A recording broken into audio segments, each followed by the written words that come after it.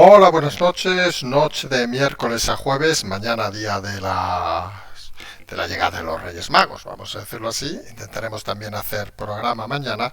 Hoy, en todo caso, finalmente hacemos solo un programa. Es de esos días que da la sensación que nos adentramos en días festivos, obviamente los Reyes, y parece que no ha pasado nada.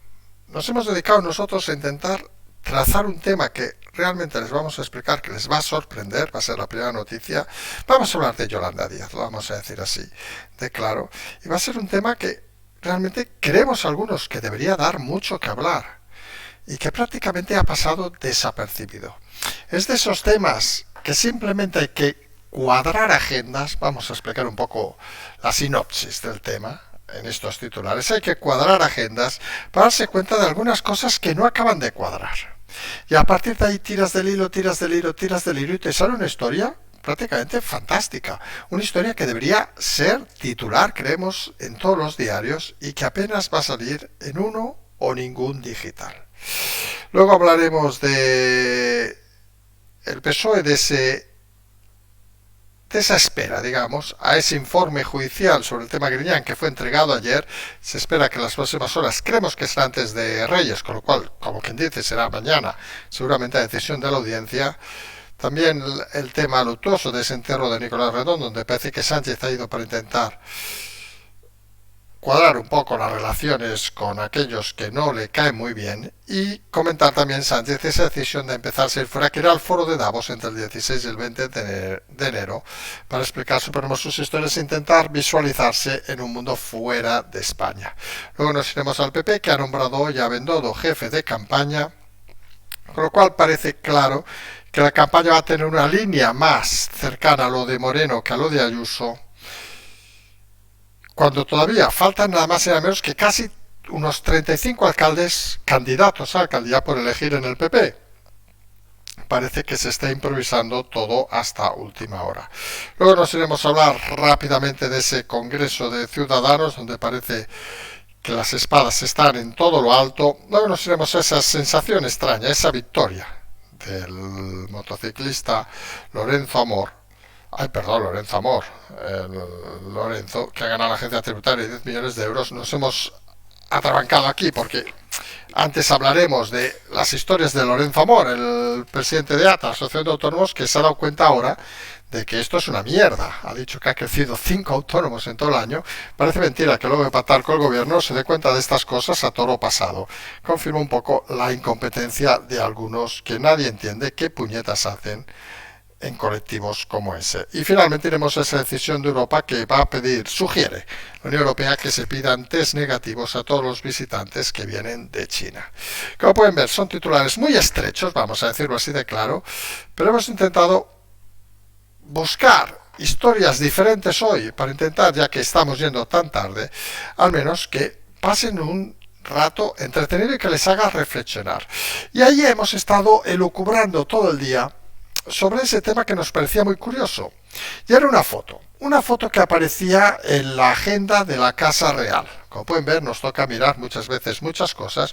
Y veíamos la llegada el día, si no nos equivocamos, el día 1 de enero, de Su Majestad el Rey a Brasil.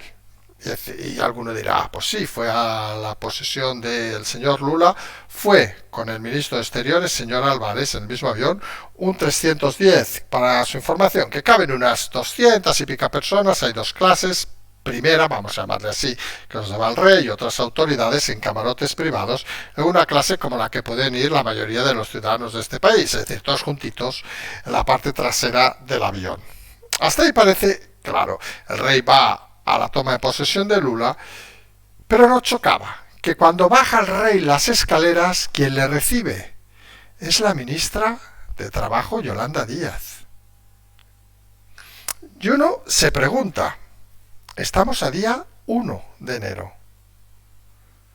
¿No ha ido la ministra en el mismo avión que el rey? Es obvio, porque si le está esperando a pie de escalera junto a la embajadora y otros personajes, que es normal que estén allí recibiendo al jefe del Estado de España, pero nos hace reflexionar qué hace la ministra de Trabajo esperando al rey en Brasil.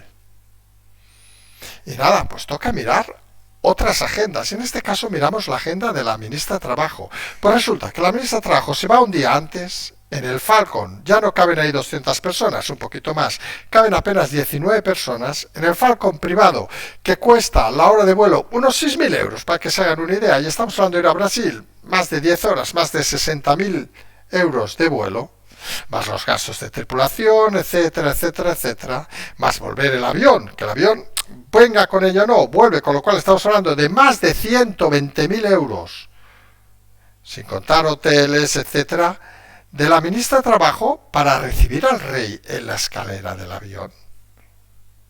Hombre, no sé, pero algunos pensamos que los gastos de este Estado, pues seguramente 120.000 euros, póngase en la piel de un autónomo que pague una media de 300 o un poquito más, pero pongamos 300 euros para redondear, pues estamos haciendo que solo la gasolina de la señora ministra de Trabajo, solo la gasolina,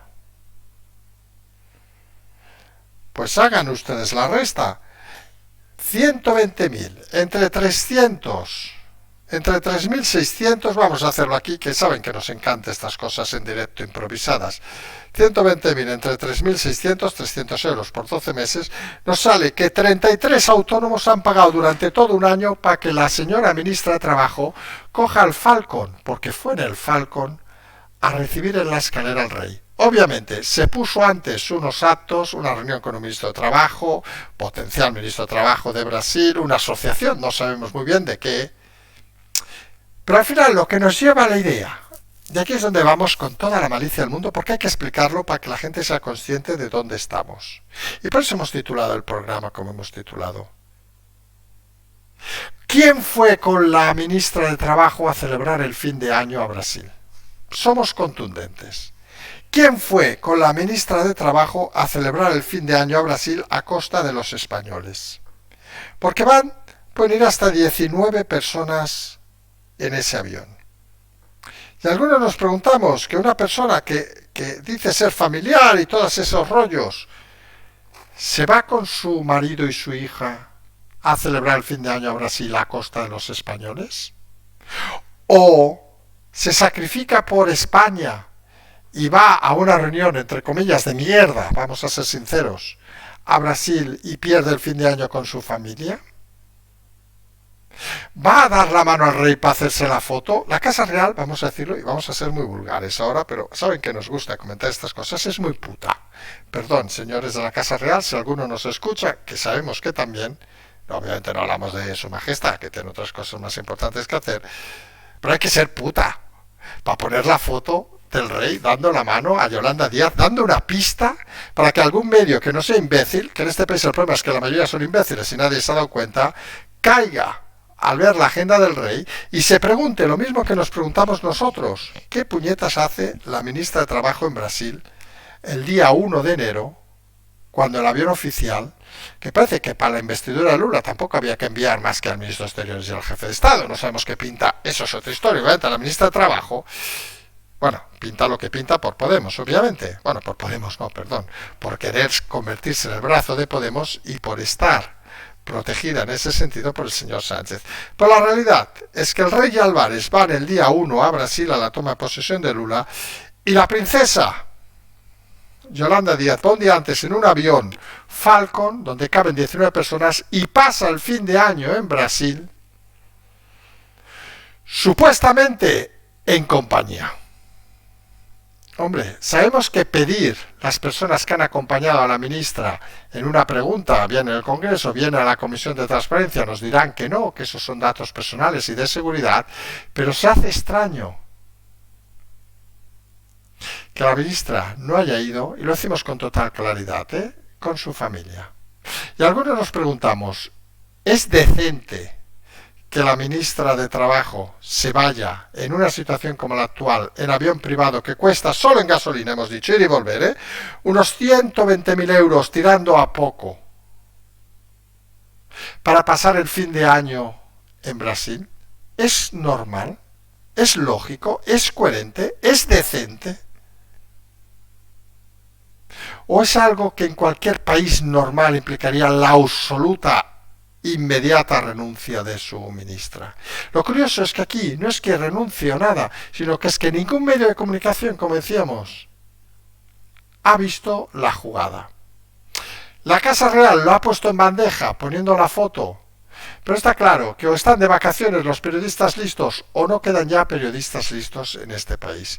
Porque eso es un asuntazo para sacar en portada de cualquier diario. Imagínense que eso hubiera sido en su momento un tal Bárcenas, un tal Zaplana. Cualquiera de ellos estaría en la portada. El ministro de turno o el asesor del PP va en el avión de todos los españoles con su familia a pasar el fin de año a Brasil. Y alguno dirá, es que ¿cómo se tiene constancia de que va o no va la familia? Y aquí es tirarse a veces al río, porque la información oficial no va a existir. Y en todo caso, insistimos, es que da igual si va la familia o no, más grave sería obviamente, pero es que pinta en fin de año la ministra montándose una agenda, diríamos casi ficticia, para justificar dar la mano al rey a la llegada del avión. Y el rey, insistimos, que son, con todos los respetos, unos auténticos capullos, en el buen sentido de la comunicación, pues pone la foto para que nadie dude de que alguien la estaba esperando y que alguien se pregunte qué cojones hacía esa señora allí. Porque parece obvio que en un gobierno de la transparencia, según ellos, debería explicarse por qué una ministra de Trabajo va un día antes a una toma de posesión a montarse unas reuniones estúpidas, digámoslo así de claro, gastando mínimo 120.000 euros en gasolina, gasoil. No sabemos los gastos de los tripulantes, los gastos de ella esa noche de fin de año, que no debe ser especialmente barata, porque esta gente no va a ir a una pensión a dormir. Y nos gustaría saber con qué 19 personas, 18, ha ido la ministra a esa gira en Brasil. Es cuanto menos sorprendente, es cuanto menos una historia que habría que explicar a los españoles para intentar entender qué puñetas está pasando. Creemos que es una noticia suficientemente importante, como decíamos, para empezar cualquier medio mañana, pero fíjense el detalle, que nadie se ha dado cuenta. Nosotros no sabemos, y lo hemos dicho muchas veces, así que sabemos cuánta gente nos escucha, pero cuánta gente tiene ganas de los que nos escuchan, de prensa, medios, partidos, de generar un escándalo cuando tienen el pastelito ahí delante. Recuerden, cuando explicamos lo de los trimasters, todos callaron. Cuando explicamos la pederastia, con documentos, todos callaron. Veremos si este nuevo incidente de la señora ministra de Trabajo hace que todos sigan callando o que alguno diga o se pregunte simplemente qué pasa. Nosotros vamos a poner en unos minutos esa foto de la Casa Real preguntándonos en redes con quién fue Yolanda Díaz a fin de año a Brasil. Algunos pensamos que es un gran escándalo, que es una situación vergonzosa, que con todo el respeto no debería ser este canal quien lo explicara, porque se entiende que hay medios de comunicación en este país, pero está claro que la mayoría callarán. También somos conscientes de que a partir de esa foto que pongamos, que por cierto es de la Casa Real, no es nuestra, van a llover los insultos, las críticas, los trolls, etcétera, etcétera, etcétera. Bienvenidos al periodo preelectoral, donde parece que todo vale y donde algunos callan por miedo a lo que les dirán. Nosotros no solo no vamos a callar, sino que vamos a seguir explicando estas historias, aunque algunas veces cueste incluso entenderlas, que la gente actúe de tan mala fe y con tanta avaricia, con tanto egocentrismo, de querer pagarse un fin de año en Brasil a costa de todos los españoles, con gastos no ya de lujo, sino de extralujo. Ya nos dirán cuántos españoles pueden pagarse un avión privado con seguramente la familia, hoteles de lujo. Si solo el avión ya son 120.000, imagínense más el resto, pues seguramente llegaremos a los 200.000 euros. Simplemente para pasar el fin de año en un país diferente. Triste no, lo siguiente. Algunos creemos que eso es un caso claro y puro de malversación de fondos y que debería pagarlo en todo caso de su bolsillo. Veremos si algún partido, algún medio reacciona en las próximas horas y dice algo, o todos siguen como siempre, callados, intentando no hacer daño para no molestar y seguir viviendo del cuento, del dinero. Como decíamos, son lo que se pagarían aproximadamente solo en gastos de avión 33 autónomos todo el año, pues siguen aprovechándose los autónomos en las pequeñas empresas, como se ha hecho los últimos años. Y saltamos al PSOE, donde están pendientes de esa decisión de la audiencia. Hoy, por ayer, se ha entregado ya el informe del forense y parece que en las próximas horas, y sería lógico que fuera antes de Reyes, o sea, que fuera hoy, durante el día de hoy, se decidirá si se ingresa o no en prisión al señor Griñán. Mientras están esperando, pues siguen yendo a actos para intentar demostrar humanidad y tranquilidad.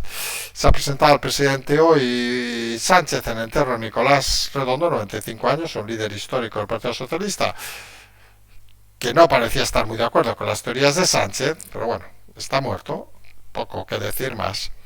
Y mientras Sánchez sigue trabajando, intentando trabajar esa salida internacional por si alguna esperanza le queda. Y va a participar en el foro de Davos entre el 16 y el 20 de noviembre en otro intento previo a la presidencia europea, a la que quiere agarrarse como sea, para intentar buscar una salida cada vez viendo más difíciles las cosas dentro de España. Ve además que el Partido Popular parece que está lanzando, vamos a decirlo así, una estrategia nueva. Ha decidido hoy, por cierto, colocar al señor Bendodo como jefe de campaña para las elecciones autonómicas y municipales. Parece que es una apuesta por la línea más de Moreno que de Ayuso, es decir, más de dejar al límite, ya que recordemos que Bendodo viene de Andalucía, dejar al límite a Vox, más que sumar a Vox, aunque las encuestas parece que no le dan resultados. Veremos a ver si estas maniobras consiguen generar cierta ilusión o no, pero en todo caso parece que es un movimiento con visos de ser algún tipo de novedad. Aunque la realidad es que parece que la campaña electoral en el PP, como decíamos otro día en Vox, no parece que vaya con mucha fuerza todavía, ni con mucha decisión. Algunos somos de los que creemos, a lo mejor no tenemos ni puta idea de política, vamos a ser sinceros, pero que tú cuando quieres presentar, sobre todo cargos cercanos, hablamos de alcaldes, etcétera, etcétera, lo ideal es tenerlos elegidos con tiempo, para que la gente los conozca. No todo el mundo es conocido, ni en su ciudad, obviamente. Y parece que al PP aún le faltan sobre 35 candidatos a alcaldía de las principales ciudades por decidir. Parece que incluso en Barcelona se quiere decir la semana que viene, y parece que con el movimiento de Bendodo se quiere acelerar el tiempo para tener los candidatos al menos un margen de 4 o 5 meses para ser conocidos. Esa sería la estrategia nacional de cara a las elecciones municipales y autonómicas. De cara afuera, pues eleva la apuesta en Europa, presionando, en cierta manera, hablando de que los movimientos judiciales que está ocasionando Sánchez pueden poner en riesgo, digamos, de multa las acciones de España, como sucedió en su momento con Polonia o con Hungría. Y parece que es una jugada extraña, ¿o no? Porque da la sensación a veces de que el PP está anticipándose a la presidencia europea de Sánchez para intentar ponerle en un lugar difícil de obtener la misma. Recordemos que hace unos meses ya avisó a algún comisario que con una política judicial como la que estaba teniendo España podría darse la circunstancia, por primera vez en la historia, que la presidencia europea no recayera en España y que fuera sancionado. Sería un hito histórico, en negativo obviamente para España, pero no dejaría de ser otra medallita que se pondría Sánchez a hacer cosas que nadie jamás ha hecho. Y parece que esa línea que está medio desdibujada es la que apuesta al PP por intentar llevar la presión contra Sánchez a un mercado más internacional. Por ahí parece que van los tiros en este momento del Partido Popular. Intenta presionar no solo a nivel nacional con ese inicio, ese salto en la campaña, con esa nueva presión como el tema del Congreso, sino también en el terreno internacional, porque sabe que Sánchez cree estar muy cómodo allí y tiene una cierta imagen que recordemos, lo hemos dicho en más de una ocasión, que no es correcta, pero que transmite a los medios españoles de tranquilidad internacional. Y ahí parece que el PP se da cuenta de que si agrede la imagen internacional de Sánchez, que ciertamente no es tan buena como nos vende el gobierno, puede llegar a transmitirse a España que hay nervios en Bruselas, que los hay, y puede transmitirse que no es un candidato tan sumamente responsable ni reconocido fuera de España. Ojo, lo mismo que en España, vamos a ser sinceros, que nadie se engañe. No hay más tontos en Europa que en España, ni menos tontos en España que en Europa. Y Sánchez, cuando hablas dos veces con él, te das cuenta de qué pie cojea y de que intelectualmente es flojo, muy flojo. Pero fíjense que el mensaje que se transmite actualmente desde el interior de España es que Sánchez fuera de España es un tío reconocido, es un tío al que la gente quiere ver. Y eso es una absoluta falsedad. Lo hemos dicho más de una ocasión. No lo quieren ver en Europa, no lo han querido ver en la OTAN, no lo quieren ver en ningún organismo de Europa, porque saben que detrás de esa fachada no hay nada. Y el PP quiere visualizar esos temas presionando con temas como el judicial en Europa para que el posicionamiento sea contundente contra España. Podríamos decir, vamos a ser sinceros, que es una decisión inteligente. Saben que a veces criticamos al PP, según algunos que nos insultaban hoy por Twitter, lo hacemos siempre, pero bueno, eso lo diremos a veces. Pero creemos que es una decisión inteligente. Vamos a hablar de estrategia rápidamente. Si tienes a tu enemigo, que esto estamos hablando en términos así, el señor Sánchez, hundido en España, hundido incluso en las encuestas, aunque tenga capacidad de resistir, y sabes que saca la cabeza, como hemos dicho, va a ir al foro de Davos del 12 al 15 de enero, y saca la cabeza, perdón, del 16 al 20 de enero, hemos tenido lapsos de fechas, y saca la cabeza fuera intentando manifestarse con artículos que luego salen de España, que bien recibido Sánchez, no sé qué genio que es, y eso en el fondo traslada una imagen positiva de estadista mundial. Pues vayamos a disparar contra el estadista mundial que no lo es. Expliquemos la realidad para que fuera. No intenten quedar bien con él, sino que sepan que lo que se explica de él dentro de España es lo mismo que se explica de él fuera de España. Esto al final es destruir a Sánchez de una manera u otra, como diríamos hace tiempo, por activa o por pasiva. Pero ese es el objetivo claro y contundente en las próximas semanas. Próximas semanas donde también habrá el Congreso de Ciudadanos, que parece que va a ser el Rosario de la Aurora. Parece que no se ponen de acuerdo las líneas de Edmundo Val y Arrimadas. Luego recuerden que en esa tercera vía que parece que va a tener poco resultado. Y parece que lo que va a significar ese Congreso va a ser no solo la división del partido en dos líneas claras, sino la división de los diputados. Y ahí decíamos que enero es un mes especialmente excepcional, porque es un periodo donde no hay nunca mejor dicho, donde no hay periodo de sesiones en el Congreso y donde los diputados pueden cambiarse de grupo, ponerse al mixto o volver a otros grupos, etcétera, etcétera. Y recordemos que la cantidad mínima para tener grupos son 5, y que Ciudadanos tiene actualmente 9 diputados. 7 parecerían estar más cercanos a Val y 2 a Inés Arrimadas, con lo cual en caso de crisis, de ruptura, no sabemos muy bien qué quedaría en qué. Si los 7 se irían al mixto, los 2 se irían al mixto y los 7 quedarían con el grupo, o alguno se quedaría y traicionaría a Val en el último momento con tal de mantenerse en un grupo donde tienes más visibilidad, obviamente, que en el grupo mixto. Pero realmente vienen semanas intensas. El Congreso, recordemos, a partir del día 10, pero creemos que tras el Congreso es donde vamos a visualizar, quedarán 15 días todavía para moverse por el Congreso, cambios. Sin lugar a dudas, pensando ya en las elecciones del próximo mayo. Incluso a nadie le extrañe, y lo decimos ya, lo avanzamos, que algún diputado opte directamente por no ir por el mixto, sino ir directamente a alguno de los grandes grupos. Que algún diputado, por ejemplo, solicite su adscripción al Partido Popular o al Partido Socialista. A cambio, obviamente, de tener participación en esos grupos.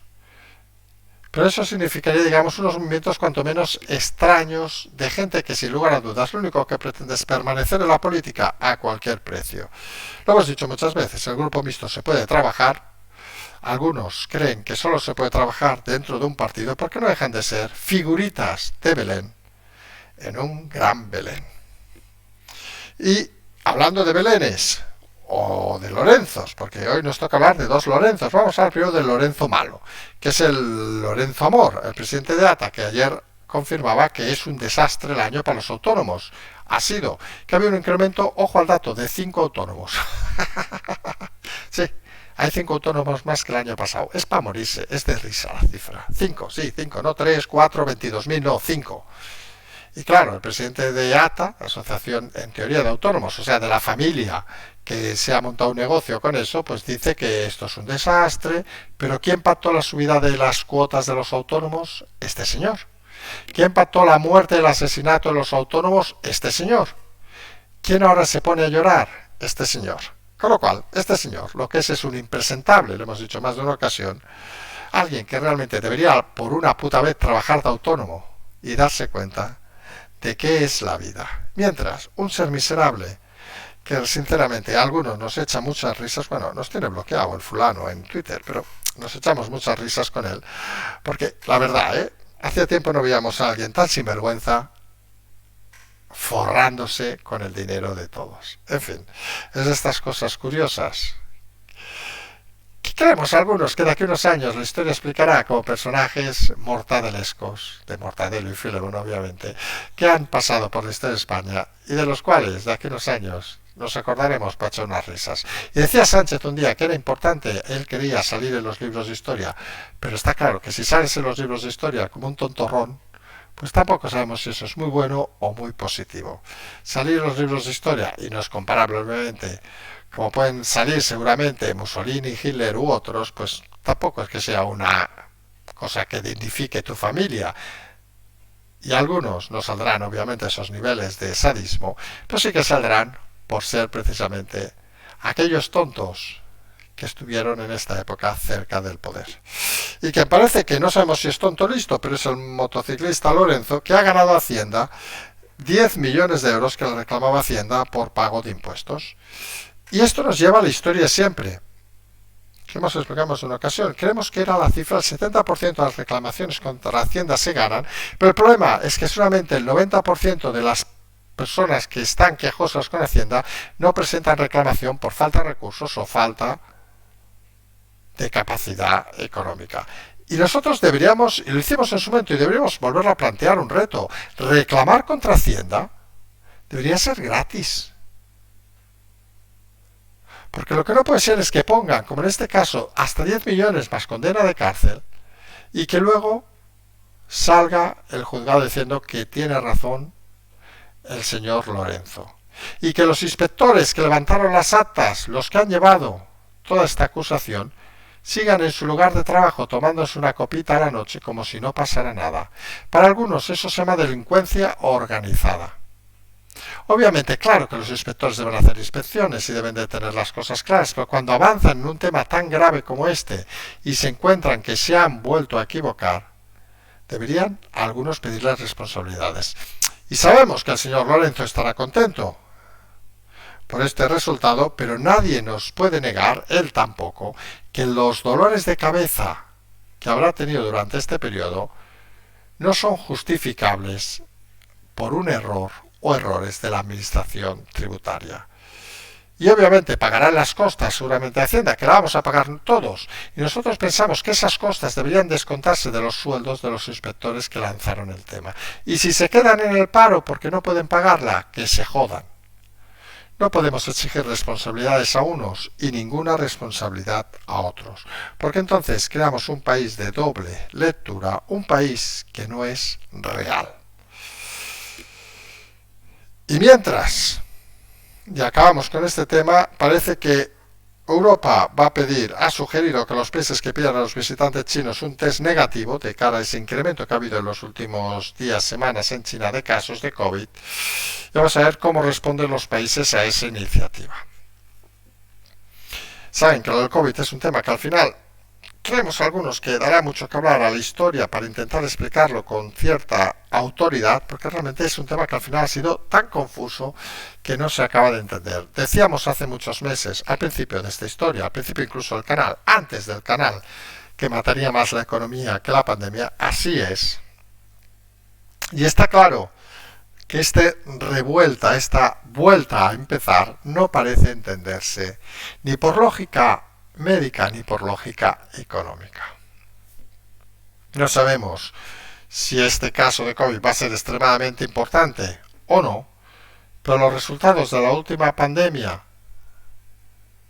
pues alejados poco más o menos, se hacen una valoración global del mundo, se dan cuenta que en muchos países parece que ni existió. Ahora más obviamente hay países del tercer mundo, etcétera, y nos parece tan extraño que en unos se haya dado una importancia brutal y que en otros prácticamente haya pasado desapercibido, que todo eso, como decíamos con el tema de Yolanda Díaz, debería llevarnos a reflexionar un poco. Nosotros nos vamos a ir por hoy. Mañana, recordemos, a la noche, las cabalgatas de los Reyes Magos.